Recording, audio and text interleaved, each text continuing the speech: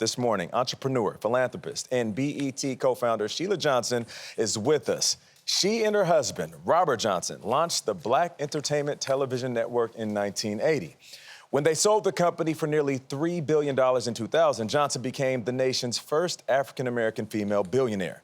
She is now the CEO of Salamander Hotels and Resorts and the co-owner of 3 professional sports teams in our nation's capital. Johnson writes about the hardships in her marriage and hurdles she overcame as a Black businesswoman in her new book, Walk Through Fire, a memoir of love, loss, and triumph. It's published by Simon & Schuster, a division of our parent company, Paramount Global, which also owns BET. Sheila Johnson joins us right now. Good morning. How are you doing? I am doing great, and it's a pleasure to be here. Well, we're glad to have you. you. Sheila. So why did you decide to write this book right now? I have been on a journey of trying to find myself. And to write this book has been therapy, and it's really helping me to heal. I've been through a lot. I've been suffering from post-traumatic stress. It's been a tough journey.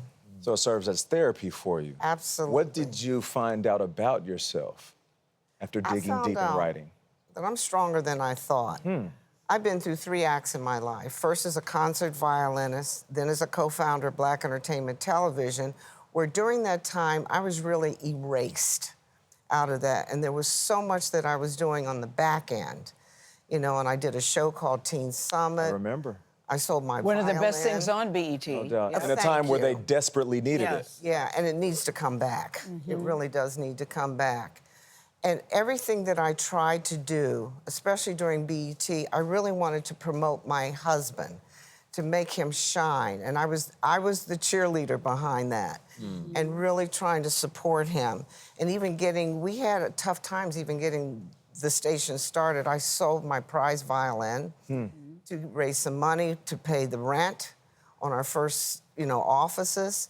There was a lot of sacrifice, and I continued to work all through that period for hours and hours, teaching the violin, running back and forth to Amman, Jordan, performing, and just trying to keep a roof over our heads. Yeah. But it's important for people to understand your backstory too, Sheila, because you open the story with your mom collapsing in the kitchen. She Absolutely. had what appears to be a breakdown after your dad said he was leaving the family, he had met another woman. Yes. And in that moment, when you're cradling your mother in the kitchen, you said, I'm never gonna be like this, dependent upon a man for my financial security, for my physical security, for my mental security.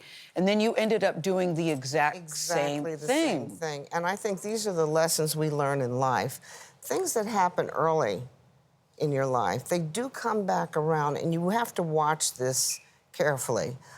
Fortunately or unfortunately, that happened when I was 16 years old. I had to grow up really quickly, and just trying to support my mother and my little brother, and then trying to get into college.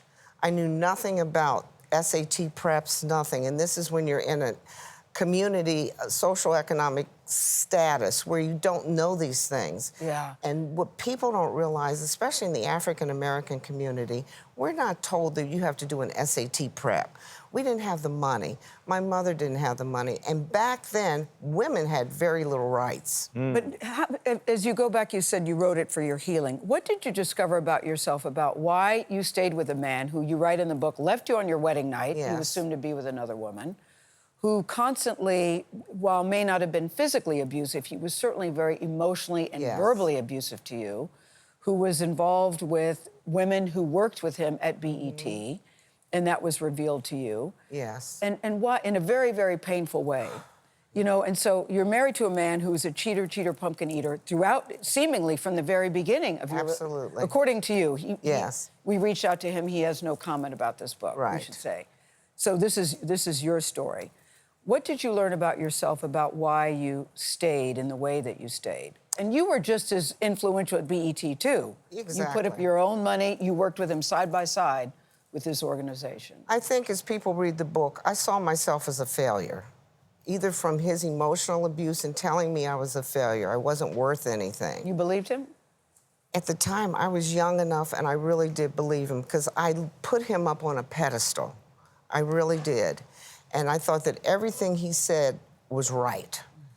And I had to keep fighting through that. And that's what upset me more than anything. But what I've also learned in all of this at the end, and I tell this to many young girls, do not get involved in a relationship until you know who you are. I didn't know who I was. You know, I was planning my life as I was going along. I thought I knew was in the arts. The arts kept me grounded, and as a violinist and performing. Who are you today? You say you know who you are. Who are you? A philanthropist? You've transformed Middleburg, Virginia. Yes. Who are you today, Sheila Johnson? I'm a very powerful entrepreneur. Yes, you are. Yeah, in the words of Gayle King, a badass, as she likes to Yes. say. Sheila Johnson, thank you so much for joining us. I wish we had more time. Please come back. Yes. All right, Walk Through Fire goes on sale tomorrow. Walk Through Fire. We should say Walk Through Fire is based on a salamander, the only animal that can walk through a fire and still survive. come out Shout out to the alive. hotels and resorts. Yes. Yes. Shout out to you, Sheila Johnson. It's a great book.